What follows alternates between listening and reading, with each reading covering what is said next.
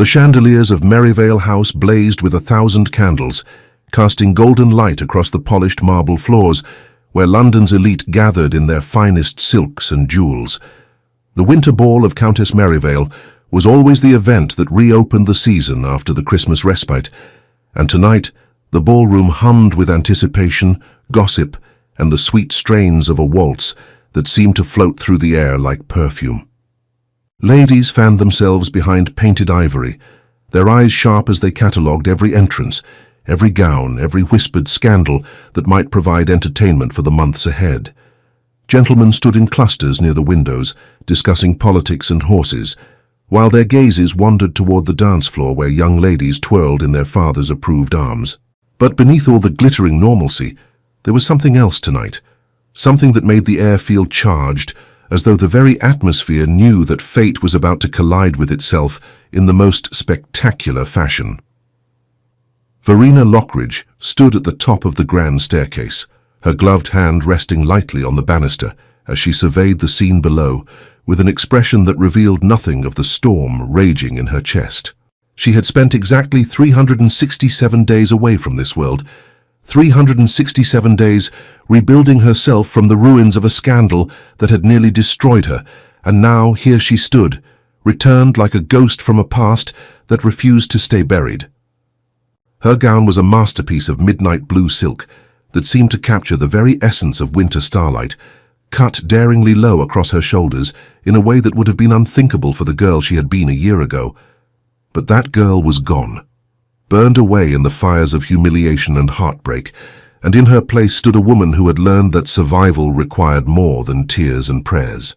Her dark hair was swept up in an elegant arrangement that left her neck exposed, and around her throat she wore a single strand of pearls that had belonged to her grandmother, the only piece of jewelry she had refused to sell during the darkest months of her exile. She took a breath, feeling the corset restrict her ribs in a way that seemed almost comforting in its familiarity, and began her descent. The first whispers started before she reached the bottom step.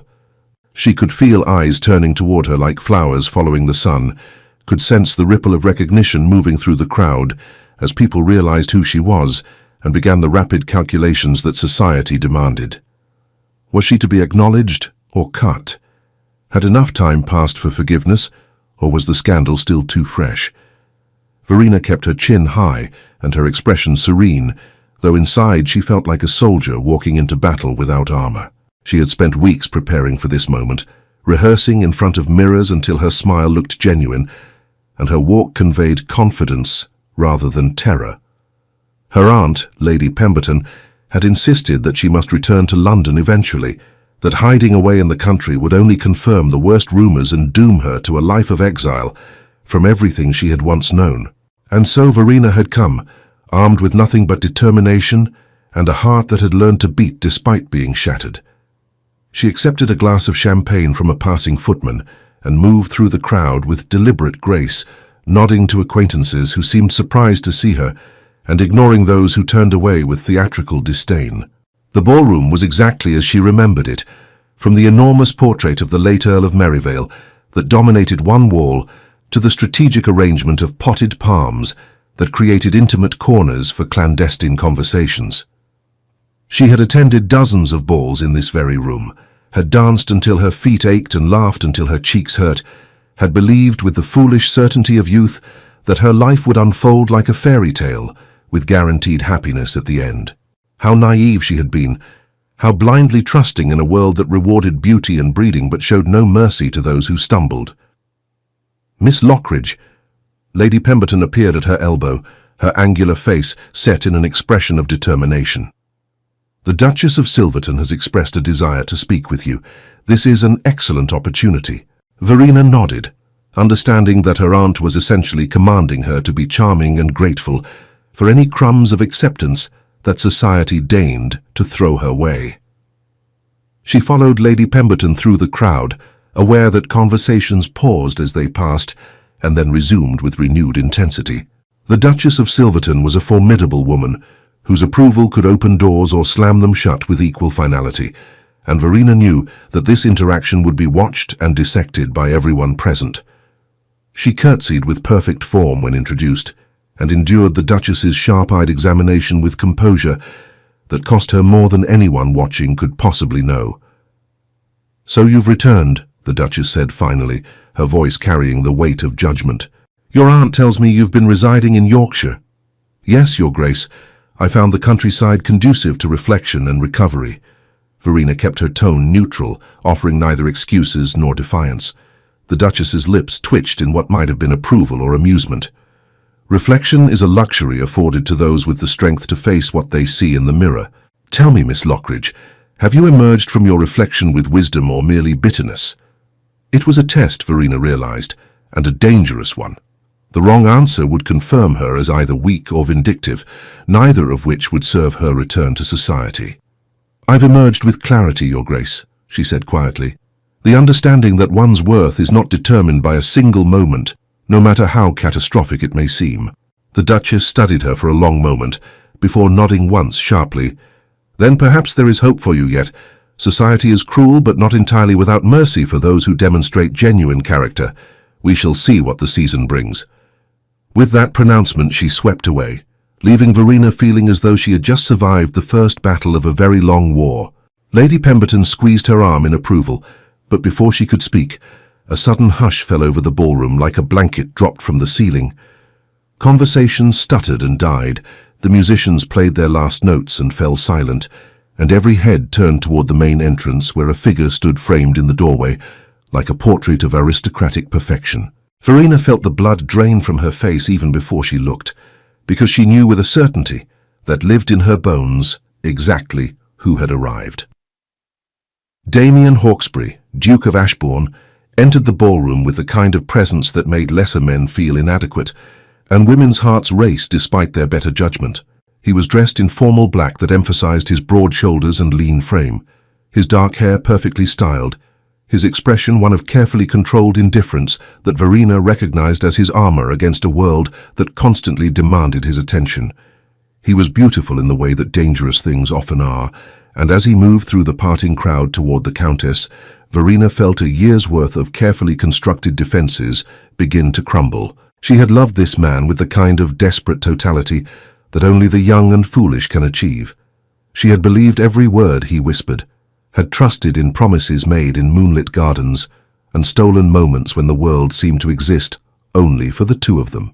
She had given him everything, her heart and her innocence and her faith in a future they would share, and he had repaid that gift by destroying her reputation and walking away without a backward glance when the consequences of their secret courtship had been discovered in the worst possible way. The scandal had erupted like a volcano one terrible night when Lady Winterbourne had found Verena leaving the Duke's private study at a house party, her clothing dishevelled and her lips swollen from his kisses.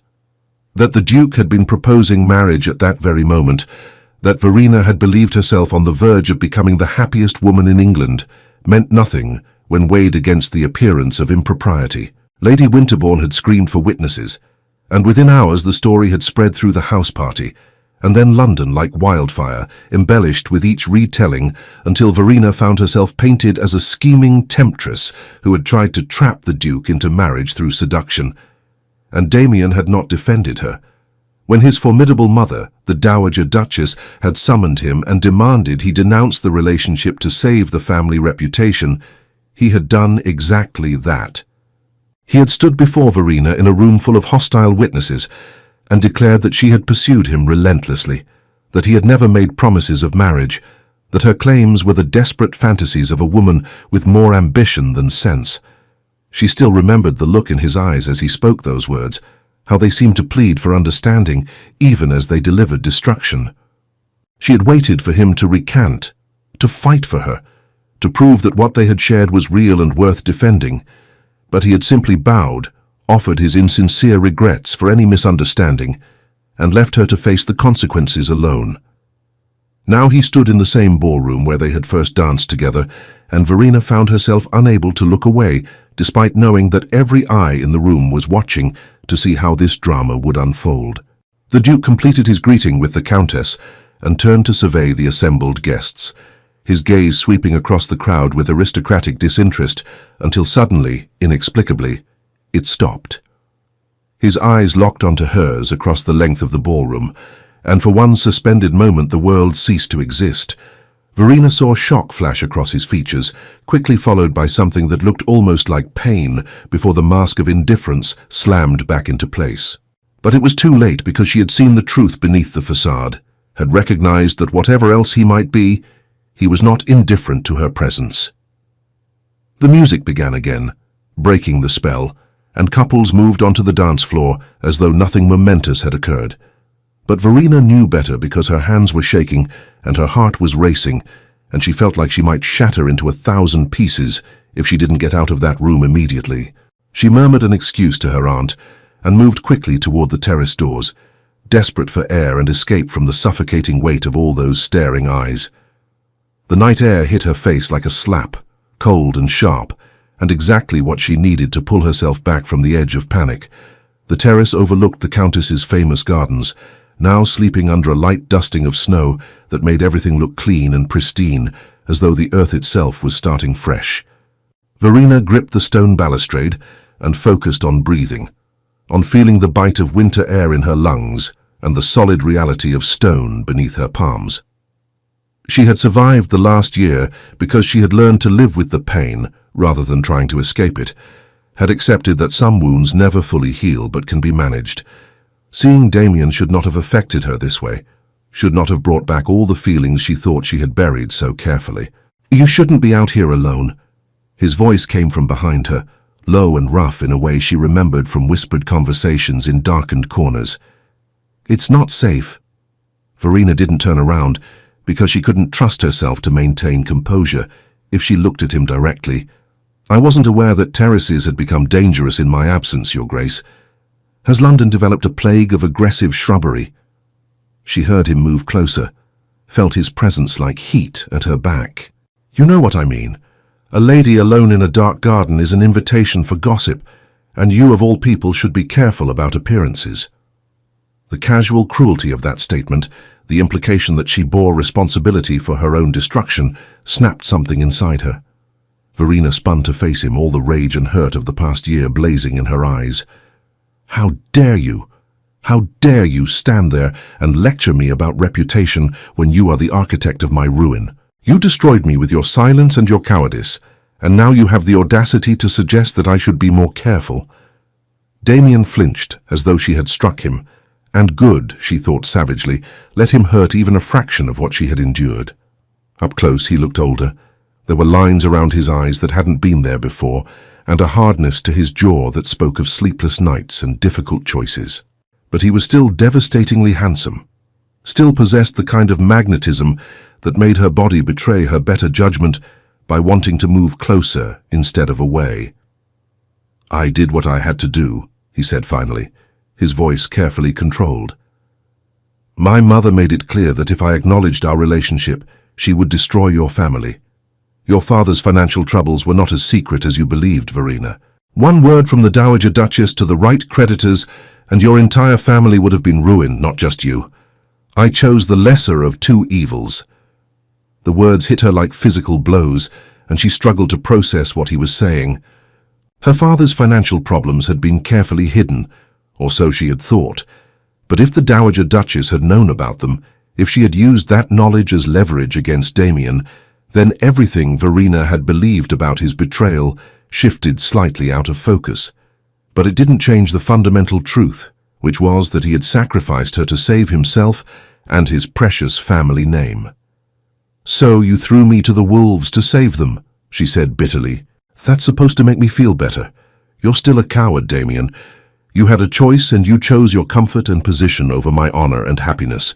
Don't pretend that was noble."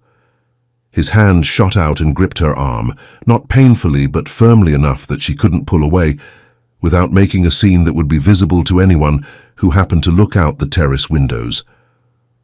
"I chose survival for everyone, instead of destruction for all of us.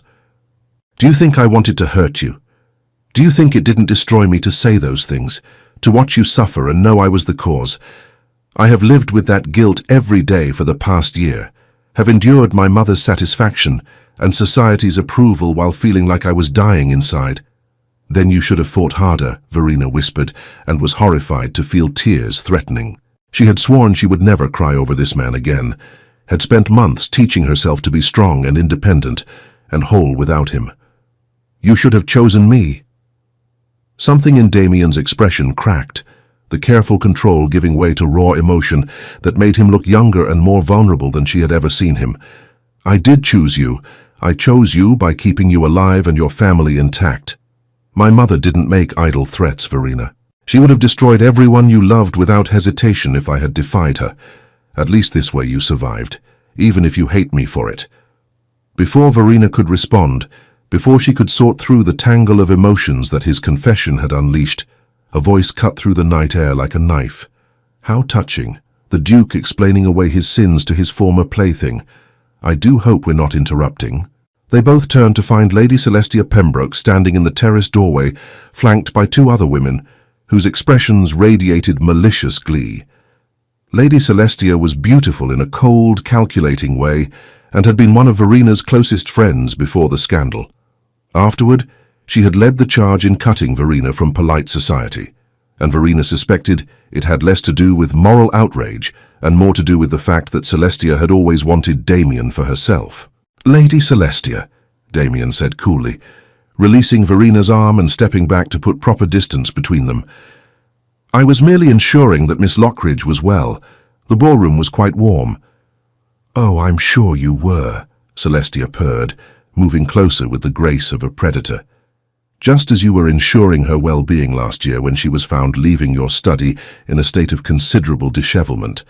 Tell me, Your Grace, do you make a habit of these charitable endeavors, or is Miss Lockridge special in some way? The insult was clear and calculated, designed to humiliate Verena and remind everyone within earshot of her disgrace. Verena felt her cheeks burn but forced herself to remain calm, to not give Celestia the satisfaction of seeing her wounded.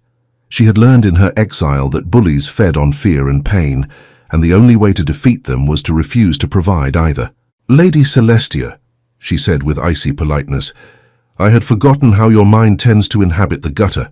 It must be exhausting to see scandal in every innocent interaction. Perhaps you should return to the ballroom before you catch a chill out here. I understand that winter can be particularly harsh on cold-blooded creatures. One of Celestia's companions gasped, and for a moment Celestia's beautiful face contorted with rage before she managed to smooth it back into a sneer. Clever. I see you've grown claws during your banishment. But wit won't restore your reputation, Miss Lockridge. Nothing can do that. Then it's fortunate I no longer seek society's approval, Verena replied calmly. I've learned that the opinions of small minds are rarely worth the effort of consideration. Before Celestia could respond, the Countess herself appeared on the terrace, her expression thunderous. Lady Celestia, your mother is looking for you. I suggest you attend her immediately, and take your companions with you. It was not a request, and even Celestia knew better than to disobey a direct order from their hostess. She shot one last venomous look at Verena before sweeping back inside, her friends trailing behind her like ducklings following their mother. The Countess turned to Verena and Damien with a stern expression that somehow seemed more amused than angry. You two are causing quite the sensation inside. Half the ballroom is placing bets on whether you'll reconcile or duel with pistols at dawn. I'm not sure which option they're hoping for more enthusiastically. I apologize for the disruption, Lady Merivale, Damien said smoothly. It was not my intention to create a spectacle. Intentions rarely matter where you're concerned, Your Grace, the Countess replied tartly. You have a talent for attracting drama, simply by existing. Miss Lockridge, I suggest you return inside and dance with someone appropriate. Lord Whitfield has been asking after you, and he's far too boring to be involved in scandal, which should suit your current needs perfectly. It was kindly meant, Verena realized, this suggestion that she establish herself as respectable by accepting attention from a reliably dull aristocrat. The Countess was offering her a path back to acceptance, and Verena knew she should be grateful. But the thought of making small talk with Lord Whitfield while Damien watched from across the ballroom felt like torture. Thank you, Lady Merivale, she said quietly. You're very kind. I'm practical, the Countess corrected. Kindness is for those who have the luxury of sentiment. Now go inside before I'm forced to explain to the Duke's mother why her son is lurking on terraces with scandalous young women. The Dowager Duchess frightens me considerably more than any ghost or demon could." Verena nodded and moved toward the door, but Damien's voice stopped her. "Verena?" Just her name, spoken with such weight that she had to look back at him. "I meant what I said. About everything."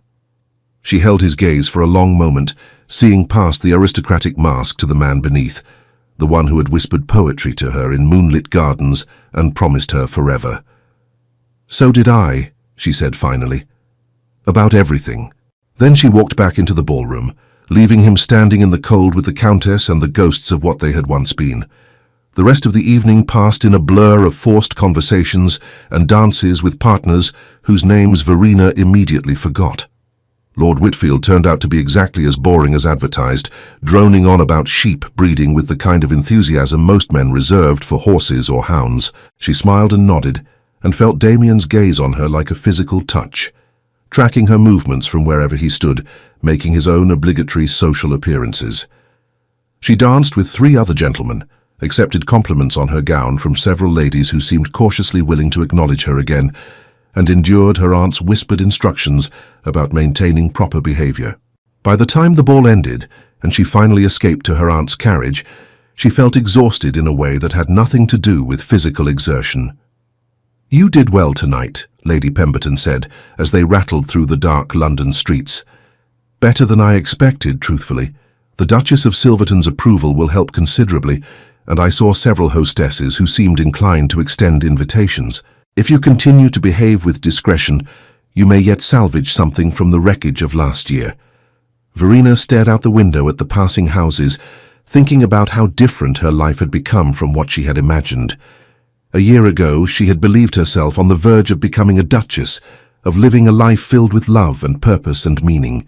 Now she would be grateful for invitations from women who had previously not thought her worthy of notice, and would consider herself fortunate if she managed to attract a husband who didn't hold her past against her too severely. "Did you know," she asked suddenly, not looking at her aunt, "about my father's financial troubles? About the Dowager Duchess using them as leverage?" There was a long silence before Lady Pemberton sighed. "I knew your father had made some unfortunate investments. I did not know the extent of the problem, nor that the Duchess had uncovered it. If I had known, I would have—" She trailed off, and Verena understood that her aunt would not have been able to do anything to prevent the disaster.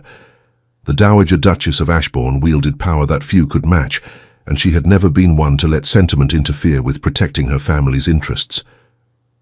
"It doesn't matter now," Verena said quietly. "What's done is done." He thought about Damien's words on the terrace, about his claim that he had sacrificed their relationship to save her family from ruin. Was it possible that she had misjudged him, that his betrayal had been an act of twisted protection rather than pure cowardice? And if so, did that change anything? Or was the result the same regardless of his motivations? She didn't sleep that night, lying awake in her narrow bed in her aunt's townhouse and staring at the ceiling while her mind replayed every moment of the evening. She thought about the way Damien's mask had cracked on the terrace, revealing genuine pain beneath the aristocratic indifference. She thought about Lady Celestia's vicious smile and the Countess's pragmatic kindness. She thought about all the people who had watched her walk through that ballroom, judging and speculating and placing bets on her future, like she was a horse at the races rather than a human being with feelings and dignity. And she thought about the girl she had been a year ago, so innocent and trusting, believing that love conquered all and that good people were rewarded in the end. That girl was gone, burned away in the fires of public humiliation and private heartbreak. In her place was someone harder, someone who understood that the world did not operate on fairy tale principles, and that survival required strength rather than sentiment. She should hate Damien for what he had done, regardless of his reasons. She should close her heart to him completely, and focus on rebuilding her life without the complication of feelings that could only lead to more pain. But when she finally drifted into uneasy sleep as dawn broke over London, her dreams were filled with dark eyes and whispered promises, and she woke with tears on her cheeks that she pretended were merely the remnants of an emotional evening rather than evidence of a heart that refused to accept its own destruction. The following days brought a flurry of activity as the season properly began. Verena received invitations to several events, each one representing a small step back toward acceptance. She attended a musicale where she was subjected to an interminable performance on the pianoforte by a talentless young lady whose only qualification was a sizable dowry. She endured a garden party where the weather turned unexpectedly cold, and everyone huddled miserably under flapping canvas while pretending to enjoy themselves. She went to the theatre and sat in her aunt's box, painfully aware of the opera glasses trained on her from other boxes as people assessed her appearance and whispered their judgments.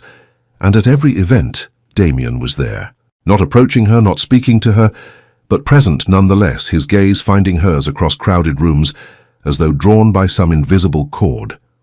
She learned to feel when he entered a space even before she saw him, some sixth sense alerting her to his presence in a way that would have been romantic if it weren't so painful. She watched him dance with other women and felt jealousy burn in her chest, despite knowing she had no right to such feelings. She saw Lady Celestia attach herself to his arm at every opportunity and wanted to scream at the injustice of it all. 3 weeks after the Merivale ball, Verena attended a small dinner party at the home of Lady Thornbury, who had decided that Verena's scandal was sufficiently in the past to make her an acceptable guest. The dinner was elegant, but not ostentatious, with only 16 guests seated around a beautifully appointed table laden with crystal and silver and hothouse flowers that must have cost a fortune. Verena found herself seated between an elderly colonel, who smelled of tobacco, and a younger gentleman who seemed more interested in the wine than conversation, which suited her perfectly.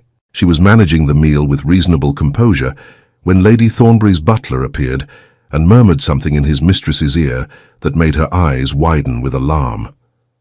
"Ladies and gentlemen," Lady Thornbury said, her voice tight with some emotion Verena couldn't identify. "I'm afraid I must announce some distressing news. Word has just arrived that there has been a fire at the Ashbourne townhouse. The Duke is reported to be injured." The table erupted in gasps and exclamations, but Verena heard nothing except a roaring in her ears as the room seemed to tilt sideways. Without conscious thought, she pushed back from the table and stood, ignoring her aunt's horrified whisper of her name. "Where is he?" she demanded, her voice cutting through the chaos.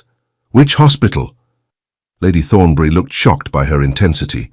"I believe he refused to be taken to hospital, insisted on remaining at his residence despite the doctor's recommendations. But Miss Lockridge, surely you don't intend—" Verena was already moving toward the door.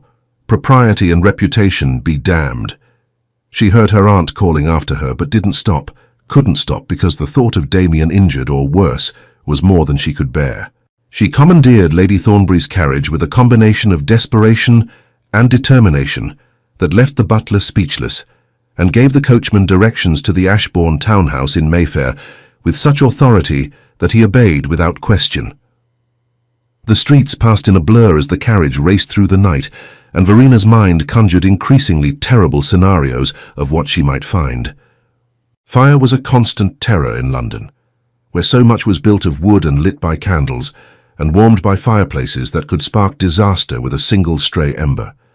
She had heard stories of entire families consumed by flames, of houses reduced to ash in a matter of hours, and the thought of Damien caught in such horror made her want to scream. When they arrived at the Ashbourne residence, she saw immediately that the damage was confined to one wing of the massive building. Smoke still rose from broken windows, and servants scurried about with buckets of water, though the fire itself seemed to be extinguished. Verena leaped from the carriage before it fully stopped and ran toward the entrance, where a footman tried unsuccessfully to bar her way. "Miss, you can't go in there, it's not safe." "Where is the Duke?" she demanded, and something in her expression must have convinced him not to argue further, because he stepped aside and gestured toward the back of the house. "His study, miss, but the doctor's with him, and Her Grace the Dowager Duchess has given strict orders." Verena ignored him and plunged deeper into the house, following the sound of raised voices to a room at the end of a long corridor. She burst through the door without knocking and found herself in a scene of controlled chaos. Damien sat in a chair with his shirt removed, his left arm and shoulder wrapped in white bandages that were already seeping red. A doctor hovered over him with concerned efficiency, while the Dowager Duchess stood to one side, her face pale but composed as she issued orders to the servants crowding the doorway. "Verena," Damien said, and his voice was hoarse from smoke, but unmistakably surprised. "What are you doing here?" The Dowager Duchess turned and her eyes widened in genuine shock before narrowing to chips of ice. "Miss Lockridge, this is highly inappropriate. I must insist you leave immediately." But Verena barely heard her because she was crossing the room to Damien, her hands reaching for his face before she remembered herself and pulled back. "Are you hurt?" The news said injured, but not how badly, and I thought... She stopped, unable to voice the terrible possibilities that had driven her here. Damien caught her hand in his uninjured one, his grip warm and solid and alive. "I'm fine. The fire started in the library, likely a candle too close to the curtains. I was trying to save some documents when a burning beam fell. The doctor says it looks worse than it is." "That is decidedly not what I said," the doctor interjected dryly. "What I said was that you were fortunate not to be killed, and that you need to rest and avoid aggravating the burns, or you risk infection and worse." The Dowager Duchess moved forward, her expression thunderous. "Miss Lockridge, I don't know what possessed you to come here, but your presence is neither required nor desired. The Duke has sustained an injury and needs rest, not the excitement of an unexpected and thoroughly scandalous visit from a woman with whom he should have no association whatsoever." "Mother," Damien's voice was quiet, but carried unmistakable authority. "Leave us." The Dowager Duchess looked as shocked as if he had slapped her. "I beg your pardon. I said leave us. You too, Doctor. I need to speak with Miss Lockridge privately." "Absolutely not," the Dowager Duchess said sharply. "I will not permit you to create another scandal with this woman. Haven't you learned your lesson about the consequences of inappropriate associations?" Damien stood, swaying slightly before steadying himself, and Verena saw the doctor move instinctively closer in case he fell. "The only lesson I've learned, Mother, is that I was a coward who chose reputation over love and have regretted it every day since. Now please, leave us." The silence that followed was deafening. The Dowager Duchess looked like she wanted to argue further, but something in Damien's expression must have convinced her that he would not be moved. She drew herself up with icy dignity and swept from the room, gesturing for the doctor and servants to follow. The door closed behind them with a decisive click, leaving Verena alone with Damien in a room that still smelled of smoke and fear. "You shouldn't have come," Damien said, but his hand still held hers and his eyes were warm despite the pain she could see etched in the lines around them. "This will cause more gossip." "I don't care," Verena said, and realized with surprise that it was true. "When I heard you were hurt, nothing else mattered. I would have walked through hell itself to make sure you were safe." Something shifted in Damien's expression, the careful control giving way to raw emotion that made him look vulnerable and desperate and heartbreakingly young. "I've been so wrong," he whispered, "about everything. I thought I was protecting you by pushing you away, but all I did was break us both. The past year without you has been torture, Verena. I've gone through the motions of being the perfect duke, attending every obligation, and maintaining every standard my mother demanded, and all the while I felt like I was slowly dying inside." "Then why didn't you fight for me?" The question burst from Verena with all the anguish of a year's worth of unanswered prayers. "If you felt that way, why did you let them destroy me? Why didn't you tell the truth?" Damien's free hand came up to cup her cheek, his thumb brushing away a tear she hadn't realized she'd shed. "Because I was a fool who believed that power and position mattered more than love. My mother convinced me that marrying you would bring ruin to the family, that your father's debts would become ours, and scandal would taint the Hawkesbury name for generations. She painted such a picture of disaster that I convinced myself I was being noble by sacrificing our happiness for the greater good. But the truth is I was just scared. Scared of disappointing her. Scared of living up to my father's legacy. Scared of choosing my own path instead of the one that had been mapped out for me since birth." "And now?" Verena asked, hardly daring to hope. What's changed? Tonight, when that beam fell and I thought I might die, the only thing I could think about was you. Not my title, not my responsibilities, not my mother's approval. Just you, and all the moments we should have had together, but I threw away like they meant nothing. I realized that I've been living half a life going through the motions without any real purpose or joy. And I don't want to do that anymore. I don't want to wake up another morning without you. Don't want to attend another ball and watch you dance with other men. Don't want to spend another year pretending that I don't love you with every fiber of my being. The words washed over Verena like a flood, breaking down the wall she had built so carefully around her heart.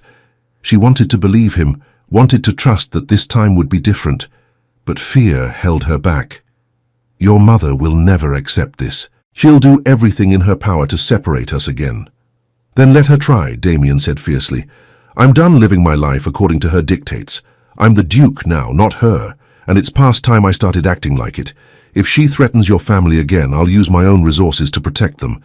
If she tries to destroy your reputation further, I'll stand beside you and defend you with everything I have. She doesn't control me anymore, Verena. I won't let her. Verena searched his eyes, looking for any hint of doubt or hesitation, but found only fierce determination and something that looked achingly like hope. You say that now, in the heat of the moment after nearly dying. But what about tomorrow or next week or next month, when the reality of what you're proposing sets in? What happens when society turns its back on you the way it did to me? Can you truly bear that, Damien? Can you walk away from everything you've ever known? He pulled her closer with his good arm, ignoring the sharp intake of breath that suggested the movement caused him pain. I don't care about any of that. Don't you understand? I've spent this entire year trying to convince myself that I made the right choice, that protecting the family name was worth losing you. But it wasn't. Nothing is worth that. I would rather be cast out of society entirely and live in a cottage somewhere with you than spend another day in this gilded prison without you. The declaration should have filled her with joy, should have erased all the hurt and doubt of the past year. But instead, Verena felt a surge of anger that took her by surprise. She pulled back from his embrace, her eyes flashing. How dare you? How dare you say these things to me now after everything I've endured? Do you have any idea what this past year has been like? The whispers, the cut directs, the way people I considered friends crossed the street to avoid speaking to me?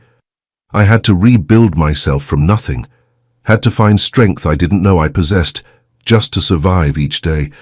And now you expect me to simply forgive everything because you've had an epiphany while recovering from an injury? Damien's face crumpled, and she saw genuine remorse in his expression. No, I don't expect forgiveness. I don't deserve it. I'm asking for the chance to prove that I've changed, that I'm finally the man you believed I was a year ago. I know I have no right to ask for anything from you, Verena, but I'm asking anyway because the alternative is living the rest of my life knowing I was too much of a coward to even try. The raw honesty in his voice broke something loose inside her, and Verena felt tears streaming down her cheeks unchecked. I hate you, she whispered, but even as she said it, she knew it wasn't true. I hate that you still have this power over me. I hate that seeing you hurt made me abandon all sense and propriety to come here. I hate that, despite everything you did, everything you put me through, I never stopped loving you.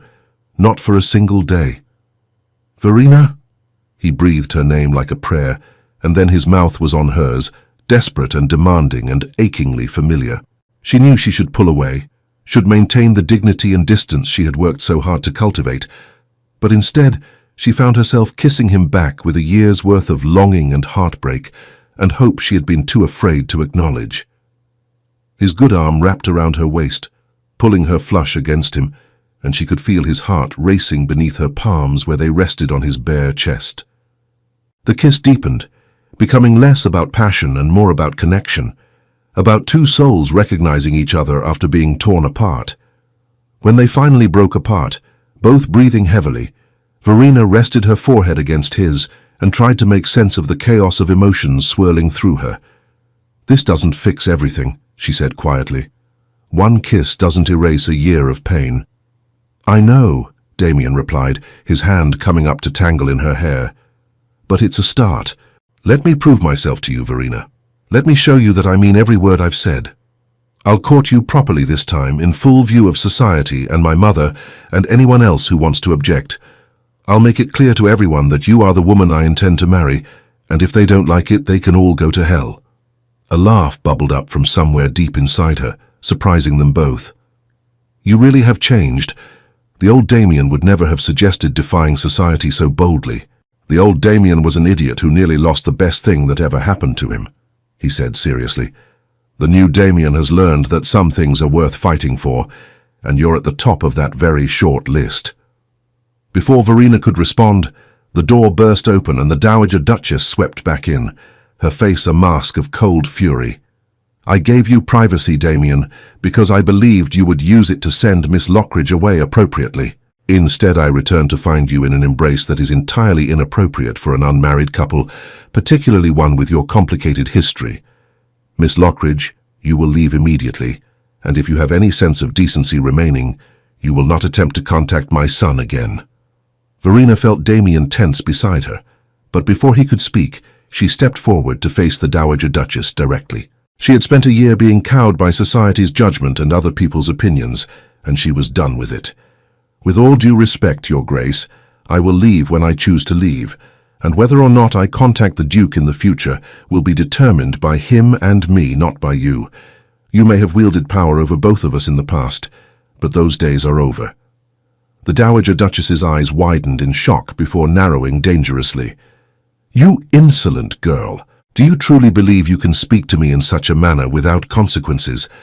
I destroyed you once before, and I can do so again with even greater ease now that you've been foolish enough to come here and compromise yourself further." "Go ahead and try," Verena said calmly, though her heart was racing. "But you'll find that I'm not the naive girl I was a year ago. I've learned to survive without society's approval, which means you have no leverage over me anymore. The worst has already happened, and I'm still standing. What more can you possibly do to me? I can ensure that no respectable family will ever acknowledge you again," the Dowager Duchess hissed. "I can make certain that your father's creditors demand immediate payment on all his debts, forcing your family into bankruptcy. I can spread such rumors about your character that even the most desperate fortune hunter wouldn't consider taking you as a wife. Don't underestimate my reach, girl. I have connections and influence that stretch far beyond what you can possibly imagine. And I have something you don't," Verena replied quietly. "I have your son's love, and I have the strength that comes from having survived your worst already. You can threaten all you want, Your Grace, but I'm not leaving unless Damien asks me to, and something tells me he won't." Damien moved to stand beside Verena, his posture protective despite his injury. "She's right, Mother. I won't ask her to leave, and I won't allow you to threaten her or her family anymore. I'm going to marry Verena with or without your blessing, and if you attempt to interfere, I will cut you off completely from any involvement in my life or the Duchy's affairs. You'll be welcome to remain in the dower house with a generous allowance, but you will have no say in my decisions or my choice of wife." The Dowager Duchess looked as though she had been struck. Her face went pale, then flushed with color as rage and disbelief warred across her features. "You would choose this nobody over your own mother, over the family legacy that your father worked his entire life to build and protect?" "Father worked his life to build a legacy of honor and integrity," Damien said firmly, "and there's no honor in sacrificing the woman I love to maintain appearances.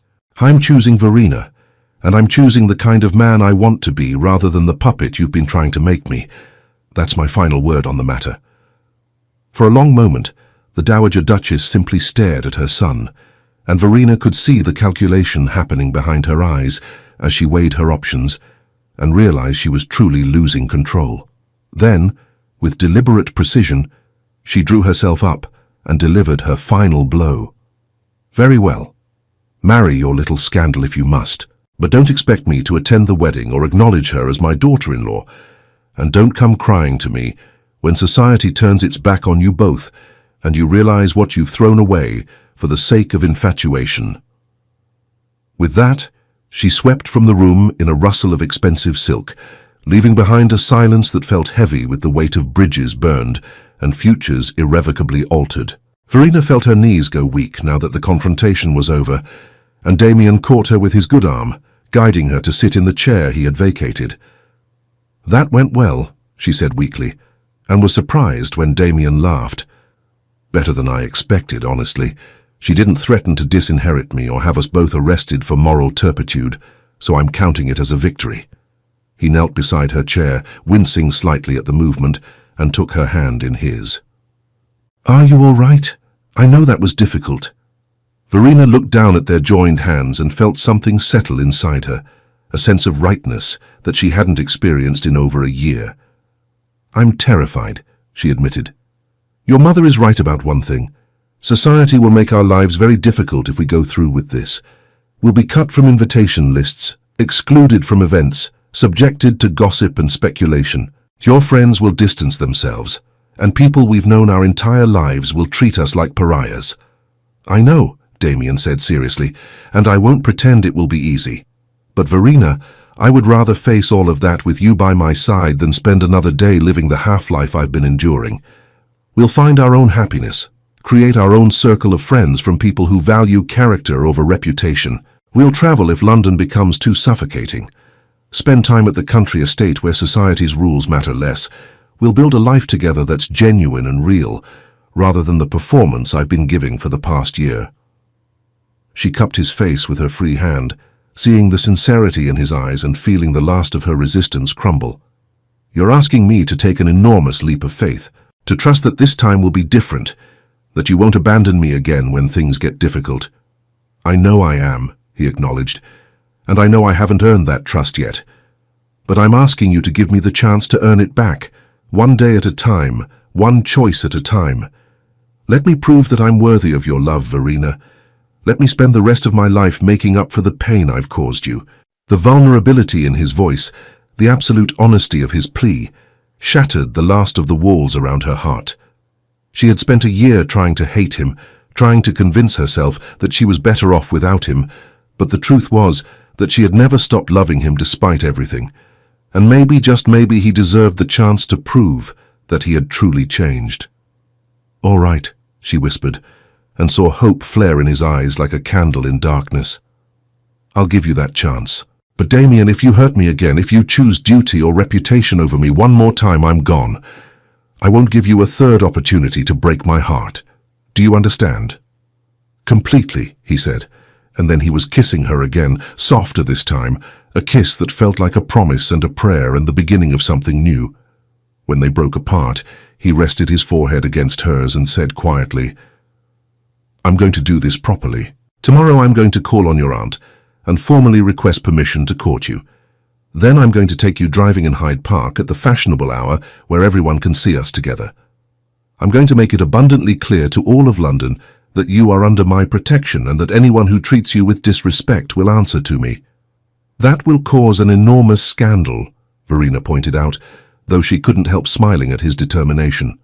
"Good," Damien said firmly. "Let them talk. Let them whisper and speculate and judge. We'll show them that we don't care about their opinions, and eventually they'll move on to the next scandal. But in the meantime, I want everyone to know that you're mine and I'm yours, and that nothing and no one is going to come between us again." The possessiveness in his tone should probably have bothered her, but instead, Verena found it oddly comforting. For so long she had felt adrift and alone, an outsider looking in at a world that had rejected her. The idea of having someone powerful and determined standing beside her, fighting her battles with her instead of abandoning her to face them alone, was intoxicating. "I should go," she said reluctantly, glancing at the door. "Your mother is right about one thing. My being here unchaperoned is terribly improper, and we don't need to give society more ammunition against us than they already have."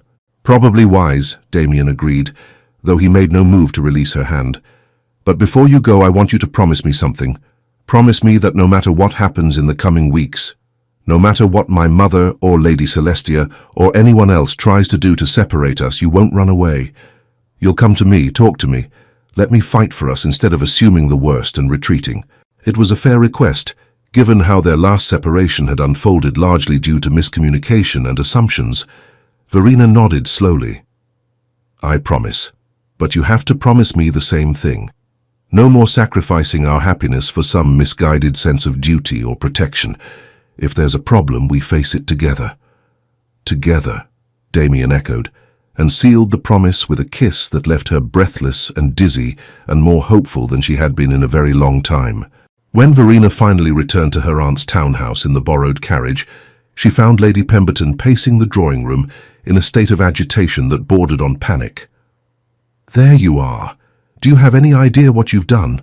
Running off in the middle of a dinner party to visit an injured man, and not just any man, but the Duke of Ashbourne, the very person whose scandal nearly destroyed you. The gossip is already spreading like wildfire. Lady Thornbury's guests couldn't wait to share the news of your shocking departure, and I've already received 3 notes from concerned friends warning me about your behavior." "I don't care," Verena said calmly, removing her cloak and gloves with steady hands. "The Duke was injured, and I needed to ensure he was well. Nothing else mattered in that moment." Lady Pemberton stared at her as though she had grown a second head. "Have you lost your mind entirely? We've been working for weeks to rehabilitate your reputation, and you've just undone all that progress in a single evening. People will say you're pursuing him shamelessly, that you're trying to trap him into marriage through scandal, just as they accused you of doing last year." "Let them say whatever they want," Verena replied, and felt a strange sense of liberation in the words. "I'm done living my life according to other people's rules and expectations. The Duke has asked to court me properly, and I've accepted. Tomorrow he'll be calling on you formally to request your permission and mine to pay his addresses." Her aunt sank into a chair as though her legs would no longer support her. "He's asked to court you openly, after everything that happened?" "Yes," Verena said simply. "He's changed, Aunt Margaret, or perhaps he's finally found the courage to be the man he always should have been. Either way, he's made it clear that he intends to marry me regardless of what society or his mother thinks about it." Lady Pemberton pressed a hand to her forehead as though warding off a headache. "This is going to be an absolute disaster. The Dowager Duchess will never allow it. She'll use every resource at her disposal to prevent this marriage, and her resources are considerable." "She's already tried," Verena admitted, sitting across from her aunt. "Damien stood up to her tonight, made it clear that he's choosing me over her approval. It wasn't easy, and I know there will be consequences, but I believe he means what he says. He's willing to risk everything for us to be together." Her aunt studied her for a long moment, and Verena saw the calculation happening behind her eyes. Finally, Lady Pemberton sighed deeply. "You love him. Despite everything he did to you, despite all the pain and humiliation, you still love him." It wasn't a question, but Verena answered anyway. "Yes, I wish I didn't, honestly. It would make everything so much simpler if I could just hate him and move on. But I can't seem to stop loving him, no matter how hard I try." "Love is the most inconvenient of all emotions," Lady Pemberton said dryly. "It makes us do foolish things and take risks we know we shouldn't. But I suppose if you're determined to pursue this path, the least I can do is support you. Heaven knows you'll need all the allies you can get in the coming weeks." Verena felt a rush of gratitude toward her aunt, who had already done so much to help her rebuild her life after the scandal. "Thank you. I know this isn't what you wanted for me, but—" "What I wanted was for you to be happy and secure," Lady Pemberton interrupted. "If the Duke truly makes you happy, then I'll do whatever I can to help you achieve that happiness. Though I reserve the right to say I told you so if this all goes horribly wrong." Despite the seriousness of the situation, Verena found herself smiling. Fair enough. True to his word, Damien arrived at Lady Pemberton's townhouse the following afternoon at precisely the fashionable calling hour, when other visitors would be present to witness his arrival. Verena watched from the drawing-room window as his impressive carriage pulled up outside, and felt her heart race with a mixture of anticipation and anxiety. This was it, the moment when they would make their intentions public and face whatever consequences followed. He entered the drawing-room with his arm still bandaged, but his bearing confident, and the 2 other ladies who had been making calls immediately fell silent as they recognized him. Verena saw Lady Morrison's eyes widen with shock, and Mrs. Danbury's fan began moving rapidly, as though she needed extra air to cope with the drama unfolding before her.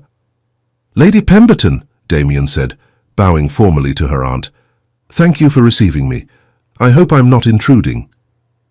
"Not at all, Your Grace," Lady Pemberton replied, though her tone suggested she was well aware of the spectacle they were creating. "Please do sit down. You know Lady Morrison and Mrs. Danbury, I believe?" The two ladies nodded, clearly torn between the desire to stay and witness what happened next, and the knowledge that proper etiquette demanded they make their excuses and leave.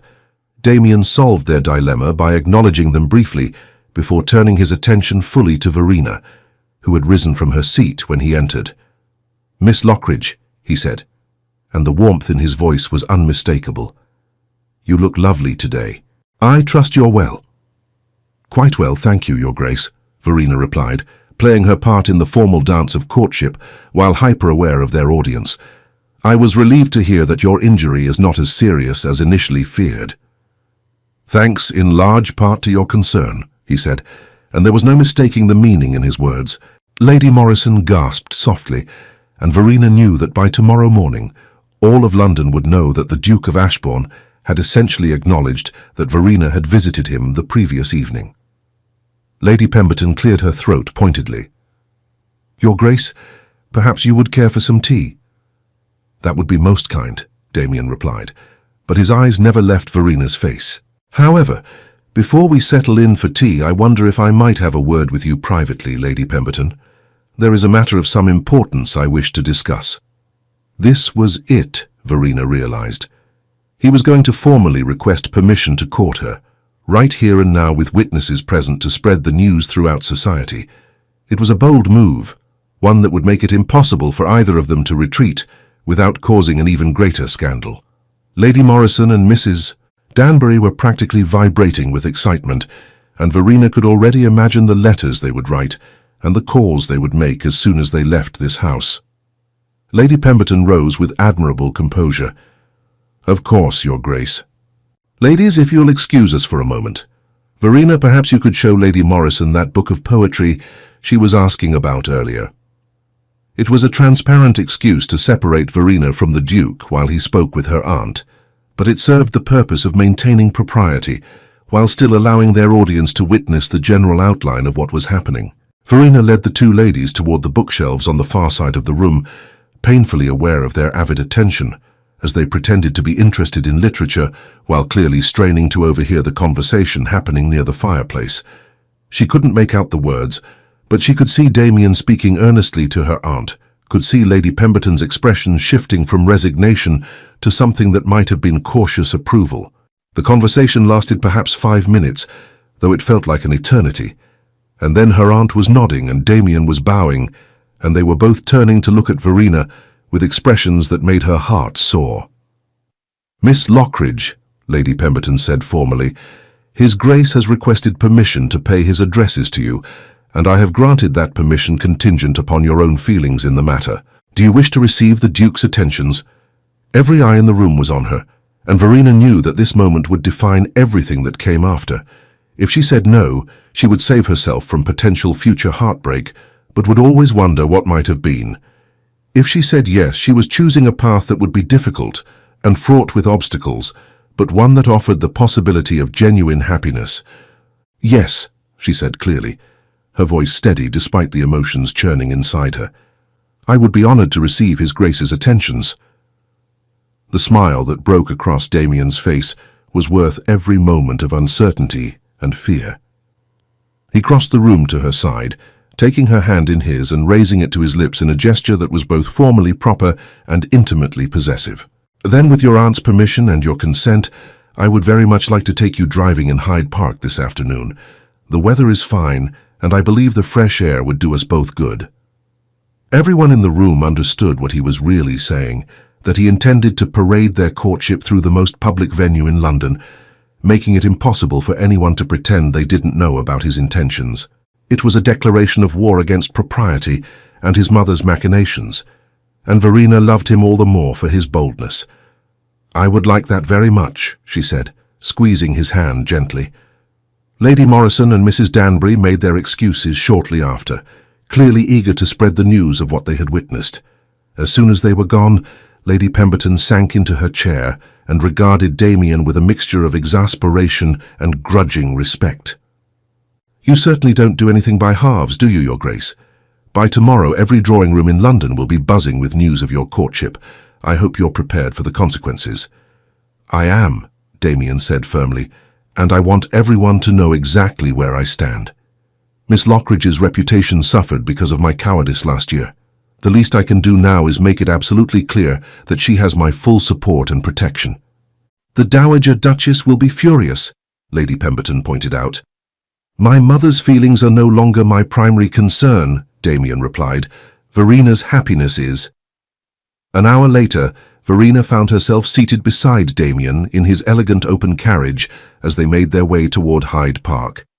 She was acutely aware of the stares they attracted as they passed through the streets, could see curtains twitching in windows as people peered out to confirm the unlikely sight of the Duke of Ashbourne driving through London with the scandal-tainted Miss Lockridge beside him. "Having second thoughts?" Damien asked quietly, noticing her tension. "About 100 of them," Verena admitted. "But I'm not backing out if that's what you're worried about. I just wish people would stop staring quite so obviously."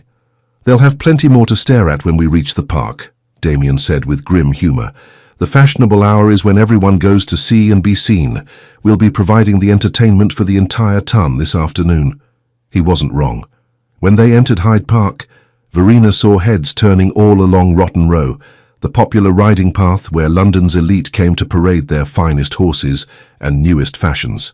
Conversations stopped mid-sentence as people caught sight of them, and Verena could practically feel the weight of judgment and speculation pressing down on her shoulders. But Damien seemed utterly unbothered, guiding his horses with easy confidence, while nodding to acquaintances as though this were the most natural thing in the world. "Your Grace," a voice called out, and Verena turned to see Lady Celestia riding toward them on a magnificent bay mare, her expression a careful mask of surprise that didn't quite hide the fury in her eyes. "What an unexpected pleasure. And Miss Lockridge, how interesting to see you here." "Lady Celestia," Damien replied coolly. "Yes, Miss Lockridge has agreed to accompany me on a drive. The weather is exceptionally fine today, don't you think?" "Indeed," Celestia said through gritted teeth, her gaze moving between them as though trying to decipher exactly what was happening. "I had thought Miss Lockridge was still residing quietly in the country. Her return to London society has been quite sudden." "Not at all," Verena said smoothly, finding strength in Damien's solid presence beside her. "I've been back for several weeks now. Perhaps you simply failed to notice at the various events we've both attended." The barb hit home, and Celestia's pleasant mask slipped for just a moment before she recovered. "How careless of me. Well, I'm sure we'll be seeing much more of each other now that you've re-emerged. Do enjoy your drive." With that barely veiled threat, she urged her horse forward and disappeared into the crowd of riders. "That went about as well as expected," Damien observed. "Celestia won't let this go easily. She's had her sights set on becoming a duchess for years, and she won't appreciate being supplanted by you." "I'm not afraid of Lady Celestia," Verena said, though her hands were trembling slightly in her lap. "I've survived worse than her malicious gossip." Damien reached over and covered her hand with his, a gesture that was entirely too intimate for such a public setting, but which Verena appreciated nonetheless. "You won't have to survive alone this time. Whatever she tries, whatever anyone tries, we'll face it together." They completed 2 more circuits of the park, enduring stares and whispers and the occasional brave soul who approached to offer congratulations that sounded more like condolences. By the time they finally left, Verena felt exhausted from maintaining her composure, but also strangely exhilarated. They had done it, made their courtship public in the most dramatic way possible, and survived the immediate fallout. The following days brought a deluge of reactions. Some were surprisingly positive. Several ladies who had shown Verena kindness during her return to London sent notes expressing their support and invitations to small gatherings where she and Damien would be welcome.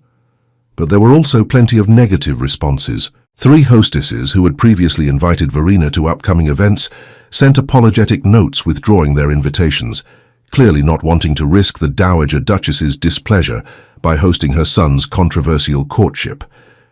The gossip columns in the newspapers had a field day. with thinly veiled references to a certain duke's questionable romantic choices and the return of a scandal that shocked the ton last season. But through it all, Damien remained steadfast. He called on Verena every afternoon at the proper time, took her driving regularly, attended the few social events where they were both welcome, and made it clear to anyone who would listen that his intentions were serious and honorable. Slowly, gradually, the initial shock began to fade, and people started to accept that the Duke of Ashbourne was truly courting Miss Lockridge despite all the obstacles. The real test came 3 weeks into their courtship when they were invited to a ball at the home of the Duke and Duchess of Ravenswood, one of the most important social events of the season. Verena knew that their attendance would be scrutinized by everyone present, that their every interaction would be watched and judged and discussed. She dressed with extra care that evening, choosing a gown of deep emerald silk that brought out the color of her eyes and made her feel confident and beautiful. When Damien arrived to escort her, the approval in his eyes made all the effort worthwhile. "You look absolutely stunning," he said quietly, helping her with her wrap. "Every man in that ballroom is going to envy me tonight." "Let's hope that translates into some measure of social acceptance," Verena replied nervously. "I know the Ravenswoods are friends of your family. Will your mother be there?" "Probably," Damien admitted. "But she won't make a scene. The Duchess of Ravenswood is one of the few people my mother respects enough to behave appropriately around, even when she's furious." The Ravenswood ballroom was magnificent, with soaring ceilings painted with classical frescoes and chandeliers that sparkled like captured starlight. As they entered, Verena felt the now familiar sensation of conversations pausing and eyes turning toward them. But this time, instead of feeling like prey before predators, she held her head high and walked in on Damien's arm with confidence that was only partly feigned. The Duke of Ravenswood greeted them warmly, though his wife's welcome was more reserved. Verena understood that the Duchess was being cautious, not wanting to fully embrace someone who might still prove to be socially toxic, but willing to extend conditional hospitality out of respect for Damien's position. It was more than Verena had dared hope for, and she accepted it gracefully. They had barely moved into the ballroom when the Dowager Duchess appeared, resplendent in silver silk and diamonds, her expression one of icy disapproval. "Damien," she said coolly, ignoring Verena completely, "I had hoped you would reconsider this association. Apparently I was overly optimistic." "Mother," Damien replied evenly. "You know Miss Lockridge, of course." "Verena, you remember my mother, the Dowager Duchess of Ashbourne." It was a deliberate move, forcing his mother to acknowledge Verena or commit the social solecism of being openly rude at a prominent ball. The Dowager Duchess's jaw tightened, but she managed a barely perceptible nod in Verena's direction before turning her attention back to her son. "We need to speak privately," she said, in a tone that brooked no argument. "I'm afraid that's not possible at the moment," Damien replied pleasantly. "I've promised Miss Lockridge the first waltz, and I won't break that promise. Perhaps later in the evening we can find time to talk." The Dowager Duchess's eyes flashed with anger, but she was too well-bred to cause a scene in such a public venue. "Very well, later then. But we will speak, Damien. There are matters that must be addressed." With that ominous pronouncement, she swept away, leaving a wake of whispered speculation. "That was tense," Verena said quietly, as Damien led her toward the dance floor. "It could have been worse," he replied. "At least she didn't throw wine in anyone's face or challenge us to a duel." The absurdity of the image made Verena laugh, and she felt some of the tension leave her shoulders. When the music began and Damien swept her into the waltz, she allowed herself to simply enjoy the moment. The feel of his hand at her waist, the way they moved together as though they'd been dancing their entire lives, the knowledge that despite everything, they were together and fighting for their future. "Happy?" Damien asked softly as they turned across the floor. "Surprisingly, yes," Verena admitted. "Terrified and anxious and worried about what comes next, but also happy." "Is that strange?" "Not at all," he said, his eyes warm as they gazed into hers. "I feel exactly the same way. It's like standing on the edge of a cliff, terrifying, but also exhilarating, because we're finally taking control of our own lives." The waltz ended too soon, and they were immediately surrounded by other guests wanting to engage them in conversation. Some were genuinely warm and welcoming, while others were clearly fishing for gossip to share later. Verena navigated it all with as much grace as she could muster, grateful for Damien's steady presence beside her. It was later in the evening, when Verena had stepped away to the ladies' retiring room, that she encountered Lady Celestia again. The other woman was standing by the mirror, adjusting her hair with studied casualness, but Verena wasn't fooled. This meeting was no accident. "Miss Lockridge," Celestia said sweetly, turning to face her with a smile that didn't reach her eyes. "How lovely you look tonight. The Duke certainly seems smitten. It must be gratifying to have recaptured his attention after last year's unpleasantness." "I'm not interested in playing games with you, Celestia," Verena said tiredly. "If you have something to say, just say it directly." Celestia's smile sharpened. "Very well. I'll be direct. You're deluding yourself if you think this courtship will end in marriage. The Duke may be infatuated now, may even believe he wants to marry you, but when it comes time to actually make that commitment, to stand before his peers and society and declare you his Duchess, he'll falter. He did it once before, and he'll do it again. Men like Damien Hawkesbury don't marry women like you. They marry women like me, women with impeccable reputations and family connections that enhance rather than tarnish their position." The words struck deep, because they echoed Verena's own secret fears, the doubts that kept her awake at night despite Damien's reassurances. But she had learned during her year of exile that showing vulnerability to predators like Celestia was a mistake. So instead of flinching, she stepped closer and met the other woman's gaze directly.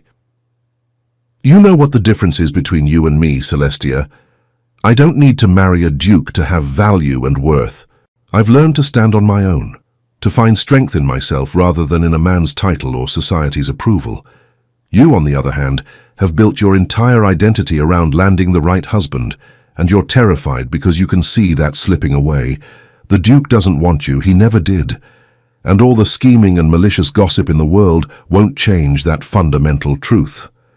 Celestia's face flushed with rage, and for a moment Verena thought she might actually strike her. But then another woman entered the retiring room, and Celestia was forced to compose herself. "We'll see," she hissed quietly. "We'll see who's standing beside the Duke when this is all over." Then she swept from the room, leaving Verena alone with her racing heart and shaking hands. When Verena returned to the ballroom, she found Damien waiting for her with a concerned expression. "Are you all right? You look pale." "I'm fine," she assured him, though she wasn't entirely certain that was true. "Just a minor confrontation with Lady Celestia. Nothing I couldn't handle." Damien's jaw tightened. "What did she say to you?" "Nothing that matters," Verena replied, not wanting to repeat Celestia's poisonous words. "She's just trying to shake my confidence, but it didn't work." He studied her face for a long moment before nodding slowly. "If she bothers you again, I want you to tell me. I won't have her or anyone else making you uncomfortable."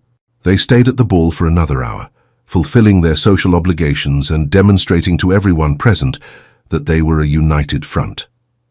By the time they finally left, Verena was exhausted, but also feeling cautiously optimistic.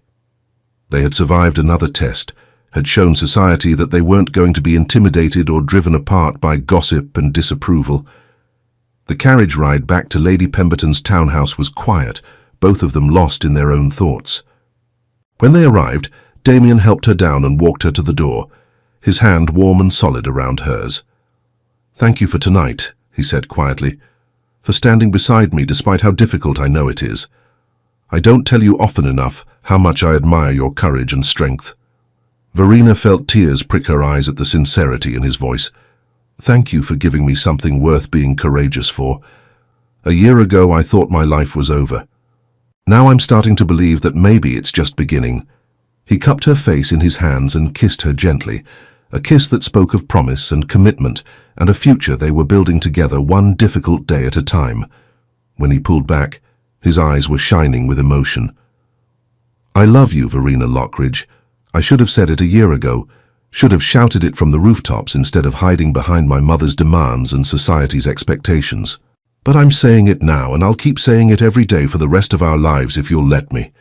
"I love you too," she whispered back, and felt something settle inside her, a sense of peace she hadn't experienced since before everything fell apart.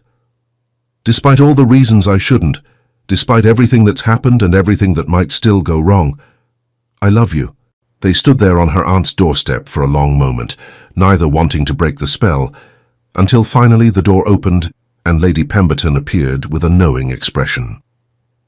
"I hate to interrupt what is clearly a romantic moment, but you're creating quite a spectacle for the neighbours, and we've had enough scandal for one season. Miss Lockridge, inside please. Your Grace, good evening." Damien laughed and bowed formally. "Good evening, Lady Pemberton. I'll call tomorrow afternoon if that's acceptable." "I suppose I couldn't stop you if I tried," Lady Pemberton replied dryly. "Very well, tomorrow afternoon, but at a respectable hour, if you please." As Verena followed her aunt inside, she glanced back to see Damien standing by his carriage, watching her with an expression that made her heart soar. Whatever challenges lay ahead, whatever obstacles they would have to overcome, she knew with absolute certainty that they would face them together. The next few weeks passed in a blur of courtship activities and social navigation. Damien was true to his word, calling on Verena regularly and ensuring that their relationship was conducted with complete propriety, despite the unconventional circumstances. They attended balls and musicales together, went driving in the park, and slowly began to build a circle of friends who either didn't care about the scandal or were willing to overlook it in favor of genuine friendship. But not everything went smoothly. The Dowager Duchess continued her campaign of subtle interference, using her considerable influence to make their lives difficult wherever possible. Several promising social connections mysteriously cooled after private conversations with her. Invitations that had been extended were quietly withdrawn. And the gossip, while less intense than it had been initially, never completely died away. It was during a particularly difficult week, when 3 separate hostesses had declined to invite them to upcoming events, that Damien arrived at Lady Pemberton's townhouse with an expression of determined purpose that Verena had learned to recognize. "I need to speak with you," he said without preamble once they were alone in the drawing room. "I've been thinking about our situation, about the obstacles we continue to face, and I've come to a decision." Verena felt her heart sink, certain that this was the moment Celestia had predicted, when Damien would realize that the cost of marrying her was too high and would find some gentle way to withdraw. She steeled herself for the blow, determined not to fall apart in front of him. "I think we should elope," Damien said, and it took a moment for the words to register because they were so completely different from what she'd been expecting. "What?" she said stupidly. "I think we should elope," he repeated, taking her hands in his. "Go to Scotland, get married at Gretna Green and present everyone with a fait accompli. My mother can't prevent a marriage that's already happened, and society will eventually accept it because they'll have no choice. We've been trying to do this the proper way to gain acceptance and approval before taking the final step. But I'm beginning to think that's backwards. Once we're married, once you're the Duchess of Ashbourne, people will have to acknowledge you regardless of how they feel about the circumstances." Verena's mind reeled at the suggestion. Elopement was scandalous, the sort of thing done by desperate couples with no other options. But it was also practical in a way that appealed to her.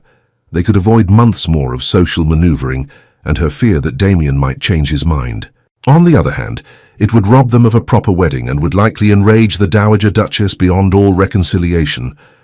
"Are you certain?" she asked carefully. "Because once we do this, there's no going back. Your mother will never forgive you, and we'll be burning a lot of bridges with society." "I'm certain," Damien said firmly. "I'm tired of waiting for other people's approval, tired of letting my mother and the gossips dictate our lives. I want to marry you, Verena.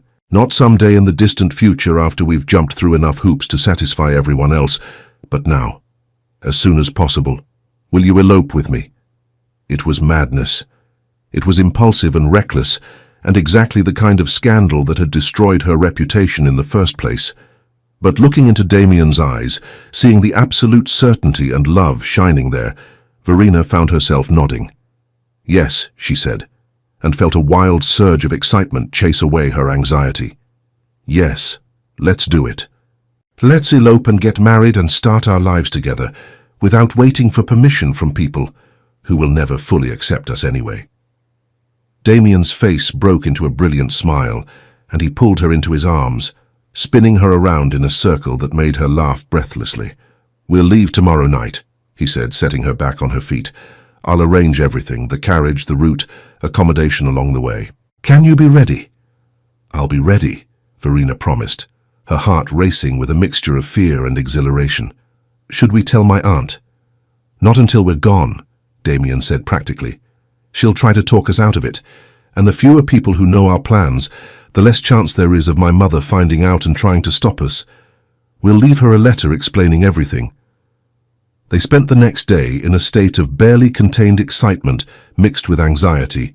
Verena packed a small trunk with essential items, trying to choose what to take without making it obvious to the servants that she was preparing for a journey. She wrote a letter to Lady Pemberton explaining her decision and expressing gratitude for everything her aunt had done, and she tried not to think too hard about all the ways this plan could go wrong. That evening, as the sun set over London, Damien's carriage pulled up outside the townhouse at precisely the appointed time. Verena slipped out through the servants' entrance, her heart pounding as she hurried to where he waited. The moment she was inside the carriage, they were off, racing through the darkening streets toward the North Road and Scotland beyond. "No regrets?" Damien asked as London fell away behind them. "Hundreds," Verena admitted with a slightly hysterical laugh, "but no desire to turn back." He pulled her close against his side, and they rode through the night wrapped in each other's arms, and the knowledge that they were finally taking control of their own destiny. The journey to Scotland took 3 days of hard travel, stopping only briefly at coaching inns for rest and fresh horses. Verena was exhausted and disheveled by the time they finally arrived at Gretna Green, but also more certain than ever that this was the right choice. The marriage ceremony itself was simple, performed by the local blacksmith, who served as the village's irregular marriage officiant. There were no flowers, no elegant guests, no grand celebration, just two people speaking vows to each other in a small workshop that smelled of coal and hot metal. But when the blacksmith pronounced them married, and Damien kissed her for the first time as her husband, Verena felt more joy than she had ever experienced at any of the elaborate society weddings she had attended. "Hello, Duchess," Damien murmured against her lips, and she laughed through happy tears. "Hello, husband." They spent their wedding night at a small but comfortable inn, finally alone together without the weight of society's judgment or the fear of being discovered. Damien was gentle and patient, understanding that despite everything they had been through, this was new territory for both of them.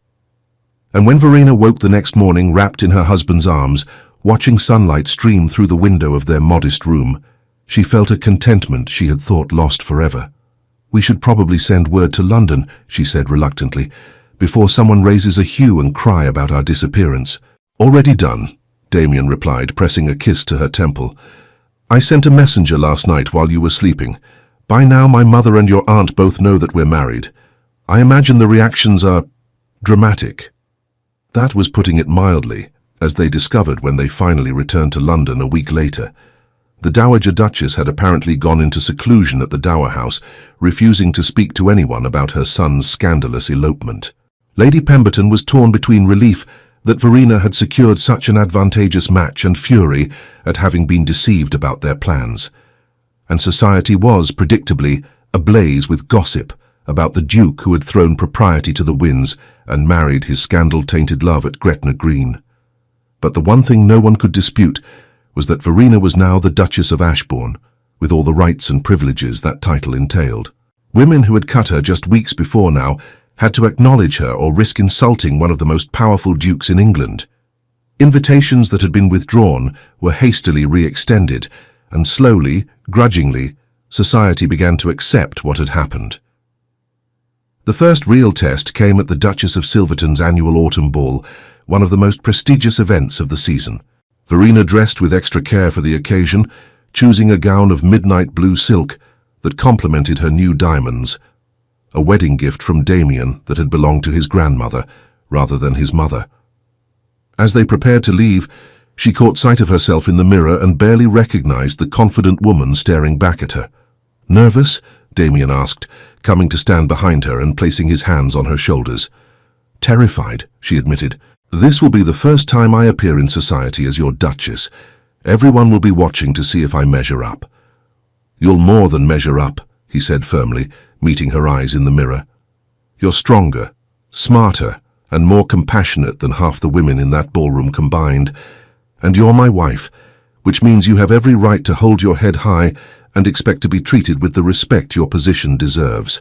His confidence bolstered her own, and when they entered the Duchess of Silverton's ballroom an hour later, Verena found the strength to walk in with her head high and her hand resting confidently on her husband's arm. The Duchess greeted them warmly, clearly pleased to have such a notable couple at her ball, and that approval seemed to signal to the rest of society that it was acceptable to acknowledge the new Duchess of Ashbourne. Lady Celestia was there, of course, looking beautiful and bitter in equal measure. She watched from across the ballroom as Damien led Verena in the opening waltz, and Verena could see the defeat in her eyes. It should have felt triumphant, but instead, Verena just felt sad for the other woman, trapped in her own jealousy and unable to find happiness beyond comparing herself to others. The evening progressed smoothly, with Verena navigating conversations and social obligations with growing confidence. She danced with several gentlemen who seemed genuinely pleased to make her acquaintance, received compliments from ladies who were clearly reassessing their earlier judgments, and slowly began to feel like maybe, just maybe, she had finally found her place in this complicated world. It was near the end of the evening when an unexpected guest arrived, the Dowager Duchess of Ashbourne, making her first public appearance since the elopement. The ballroom fell silent as she entered, everyone watching to see how she would react to her new daughter-in-law. Verena felt Damien tense beside her, and she squeezed his hand reassuringly. The Dowager Duchess approached them with measured steps, her face an unreadable mask. When she reached them, she studied Verena for a long moment before speaking. "Duchess," she said formally, and the use of the title was significant, an acknowledgement of Verena's position and legitimacy. "I trust you're enjoying the evening?" "Very much, Your Grace," Verena replied carefully. "It's kind of you to inquire." Another long pause, and then the Dowager Duchess did something completely unexpected. She inclined her head in a small but unmistakable gesture of respect. "My son has made his choice, and I must accept it. I hope you will prove worthy of the position you now hold." It wasn't warm, wasn't anything close to acceptance or approval, but it was also not outright hostility. It was, Verena realized, as much as the proud woman was capable of offering, a truce if not peace. "I will do my utmost to honor the Ashbourne name and legacy," Verena said sincerely, "and I hope that in time we might find a way to move forward together as family." The Dowager Duchess's expression softened almost imperceptibly. "Perhaps," she said quietly, "time will tell." Then she moved away to greet other guests, leaving Verena and Damien staring after her in stunned surprise. "Did that just happen?" Damien asked incredulously. "Did my mother just essentially give us her blessing?" "I think she just accepted that she can't change what's already done," Verena said more cautiously. "It's not the same as approval, but it's better than active opposition. So I'll take it." The rest of the evening felt lighter somehow, as though a weight had been lifted from both their shoulders.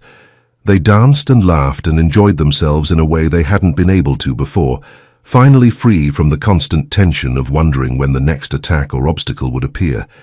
In the months that followed, Verena settled into her role as Duchess with surprising ease. She discovered that she had a talent for managing the household and estate affairs, and Damien was happy to share those responsibilities with her, rather than expecting her to be merely decorative.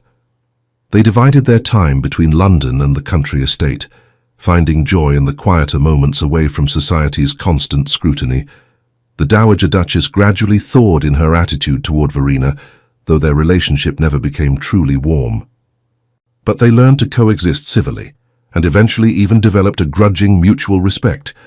Lady Celestia faded from their social circle, eventually marrying a wealthy earl who seemed more interested in her connections than her personality. A year after their elopement, Verena stood in the nursery of Ashbourne Hall, gazing down at the tiny daughter sleeping peacefully in her cradle. The baby had her father's dark hair and her mother's delicate features, and looking at her, Verena felt a surge of love so powerful it almost hurt. "She's perfect," Damien said softly from the doorway, coming to stand beside his wife and wrap an arm around her waist. Just like her mother. She's going to grow up in a different world than we did, Verena said thoughtfully. We'll make sure of it. She'll never doubt that she's loved for who she is, rather than what society expects her to be. She'll know that her worth isn't determined by her ability to make a good match or maintain a spotless reputation.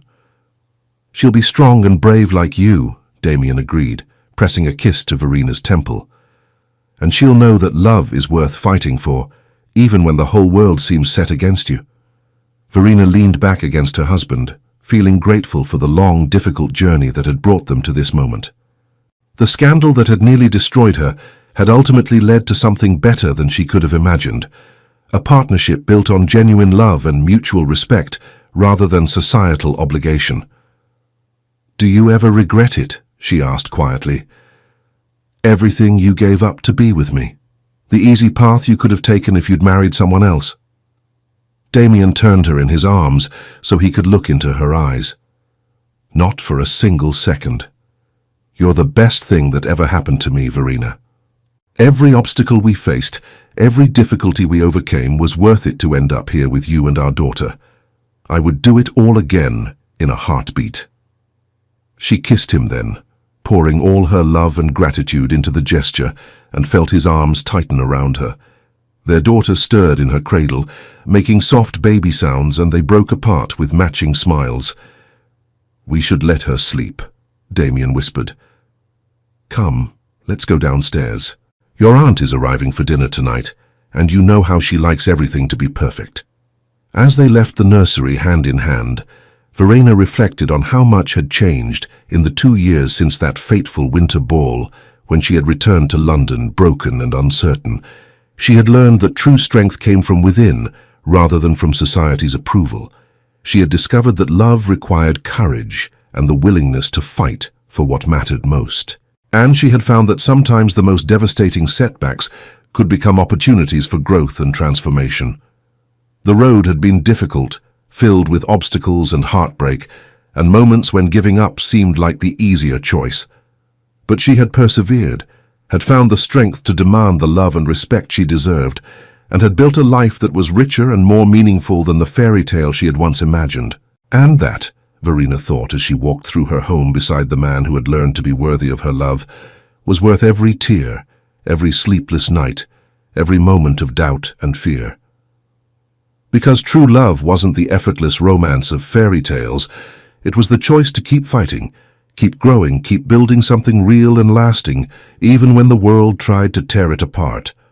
A message from our hearts to yours.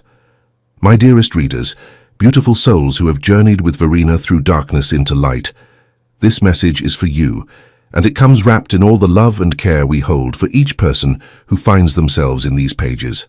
If Verena's story has resonated with you, if you've felt echoes of your own struggles in her pain or your own hopes in her triumph, then please hear this truth. You are worthy of a love that chooses you, again and again, especially when choosing you is difficult. Your value doesn't diminish because someone failed to recognize it. Like Verena, you carry within you a strength that may have been hidden, but has never truly left. Perhaps you've experienced your own betrayal, your own moment when someone you trusted walked away when you needed them most. Perhaps you've rebuilt yourself in the quiet corners of your life, piece by painful piece, wondering if you'll ever feel whole again. If so, know this. You are not broken, you are becoming. Never ever settle for love that makes you feel like you must earn it through perfect behavior or by making yourself smaller. Never accept someone who promises forever, but disappears when forever becomes complicated. True love, the kind that nourishes your soul rather than depleting it, will stand in the storm with you, will fight for you when fighting is required, will choose you over comfort and convenience. You are enough. Read that again. You are enough. Exactly as you are in this moment, with all your perceived flaws and past mistakes and uncertainty about the future. Your history doesn't write your destiny. Your heartbreaks don't define your capacity for joy. And you absolutely have the power to write a new chapter, to demand the respect and devotion you deserve, to build a life that honors your authentic, magnificent self. Like Verena, You may need to walk through fire to reach your happiness. You may need to stand alone before you can stand beside someone worthy of you. You may need to lose everything you thought mattered to discover what truly does. But you have survived everything life has thrown at you so far, which means you are far stronger than you know. Be brave enough to believe you deserve better. Be strong enough to walk away from what diminishes you. Be wise enough to recognize love that elevates and empowers you. And be patient enough with yourself to heal at your own pace, in your own way, without rushing to meet anyone else's timeline. Your love story is still being written, beautiful soul, and you are both the author and the heroine. Make it magnificent, make it true, make it yours. With all our love and belief in you, your storytellers who see your worth even when you struggle to see it yourself. Now, dear ones, we have something wonderful to share with you. If this story has touched your heart, warmed your soul, or given you hope, we would be so grateful if you could help us share these messages of love and empowerment with others who need to hear them. Our channel is filled with more stories like Verina's, tales of resilient women who find their strength, transformative love that's worth fighting for, and journeys from heartbreak to healing. We pour our hearts into every story, crafting each word with care because we know how much these narratives can mean to someone who needs them. If Verina and Damien's journey touched you, please like this video. It helps other readers discover these stories exactly when they need them most. Leave a comment and share your thoughts with us. Did Damien truly deserve his second chance? Which moment made you hold your breath? Did you recognize a part of yourself in Verina's strength? We read every single message and treasure each one. Subscribe to our channel so you never miss another love story. We release new tales regularly, each one crafted with the same care and emotion as this one. Turn on notifications to be among the first to explore our newest releases. You won't want to wait for what comes next. We've built a treasure trove for you, sweeping historical romances that transport you to grand ballrooms and distant estates, contemporary stories that mirror real challenges, tales of redemption, passion, triumph, and love that changes everything. Each story carries a message of empowerment, self-worth, and the courage to demand more from life and love. Join our community of romance lovers who support one another, celebrate love in all its forms, and believe that every woman deserves her own powerful love story. Together, we're building something special, an intimate space where stories heal, inspire, and remind us of our own strength. Thank you truly for spending this time with Verina, Damien, and with us. Your presence here means more than you know, and we cannot wait to share more stories that speak to your heart. Until our next story, stay strong, stay hopeful, and never forget your worth.